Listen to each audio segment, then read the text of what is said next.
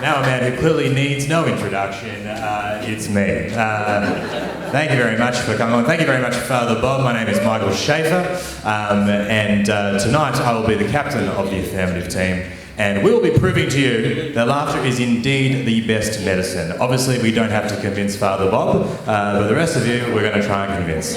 And honestly, if you have a laugh tonight and you feel a bit better, we've already won. So you have to vote for us if that happens. I'll be speaking first, as you can tell. Up next after me will be Sam Gabressalassi, and he'll be talking about his experience as a physio and how his laughter as a physio has helped to cure his patients. They can bloody walk again. How about that? And then rounding up the rear will be Annie Louie, who will be telling us about how laughter brings people together, and that's what we need in today's society, and that's what really cures us of our ills. So please give it up for my wonderful team tonight.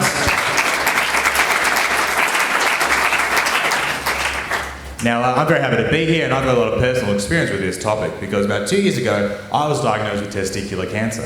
But I'm very, very fortunate that after 5 rounds of surgery and 24 weeks of chemotherapy, I'm finally in remission. So usually people will clap it out, but that's fine. Some of you are confused, some of you are like, this is a strange start to the night. I wasn't expecting a TED Talk to open the night. This is weird. But, I found for me, people say, well, the chemotherapy must have been great, or the surgery must have been great. It's all about the laughter for me. It's all about finding the fun in this kind of stuff. Because I told a friend of mine that I had testicular cancer, a lot of ignorance around it. I told a friend of mine that I had it, and he goes to me, oh, so do you have to call up your previous sexual partners? No. I'm not going to call up all the women I've slept with and be like, hey, you might want to get your balls checked, all right? Not having that conversation, right? So I lost a testicle, and I got to say, one huge advantage of losing a testicle, finally feel comfortable in skinny jeans. Finally. Up until now, I thought my jeans were too tight. No, I had one too many testicles. That was the problem. By the way, this is the weird part of the night. When I tell people I've lost a testicle, and now I feel like a woman with big boobs. Because you're all maintaining eye contact. But you really want to look down, don't you? Get stuck into it, guys, okay? I'm trying to prove to you the laughter is the best medicine. Have a crack, it's fine. You gotta have a sense of humour, right? You gotta have a sense of humour. I told a friend of mine that I lost a testicle, and he goes to me, oh, so when you have sex, it must look like an exclamation mark.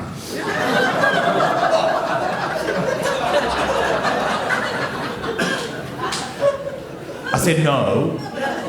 I've got a curve, so it's more of a question mark, actually.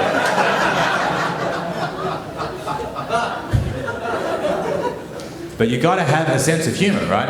I did all my surgery, all my treatment was at a hospital called Cabrini Hospital, which is an interesting place because Cabrini Hospital is a Catholic hospital, but all the doctors are Jewish, and all the patients are Jewish. Everyone is Jewish, right? But it's a Catholic hospital, right? But despite that, when you walk in, there's a plaque with all the names of the doctors on the board, and it's just Jewish names, just like Rose, Berg, Hirsch, Weiss, Stein, and that's just one doctor, all right? It's just absolutely chaos. But all the people go there, they're kind of like old Jewish people, they go there because they want a Jewish doctor. And I understand, sometimes you want a Jewish person to do something for you, Like, you want your doctor Jewish, lawyer Jewish, construction not Jewish, don't do that. Don't get a Jew for physical labour, that's a bad idea. No, sorry, I can't build your house, it's cold and Mum says I can't go outside today.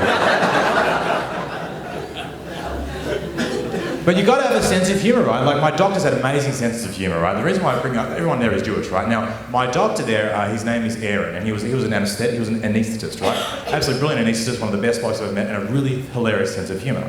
And he said to me, we're chatting once, he said to me, everyone thinks I'm Jewish because my name is Aaron and I work at Cabrini. But he was telling me that he's actually Palestinian, which is the opposite.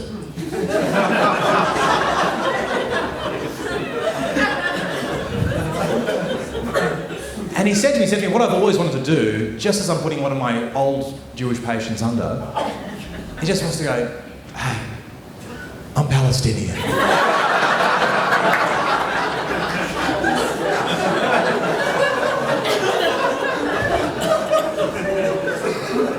And just watch them go,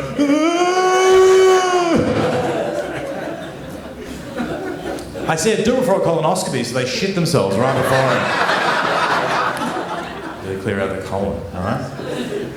But for me, laughter is what got me through the whole process, right? Because I feel like you've got to laugh at everything, that gets you through, that maintains your humanity. My attitude was that everything is funny, and that was my attitude from the very first day. Because on the very first day, there's a lady doing an ultrasound of my testicles. Pretty awkward, right? But I thought, I'll just use comedy to ease the tension, right? So she's doing her thing, and I go, so, am I pregnant? And she did not laugh, so it doesn't always work. But my mentality is that everything is funny. Like, I never believe, it's never too soon to crack jokes. It's always funny, it's never too soon to crack jokes. If I was on the Titanic, I would have been cracking jokes as we were going down, you know? I would have been like, oh hey, I saw some water on deck earlier.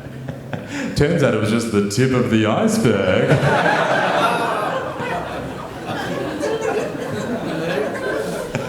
The men know what I'm talking about.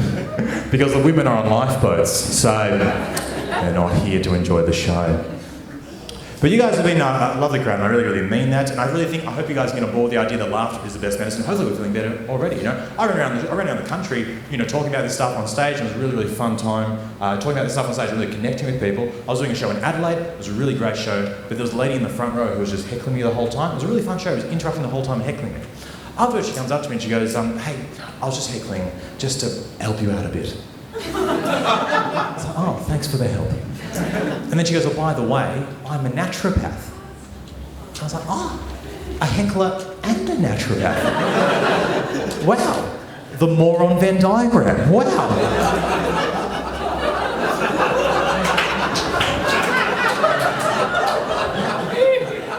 That's just what I thought.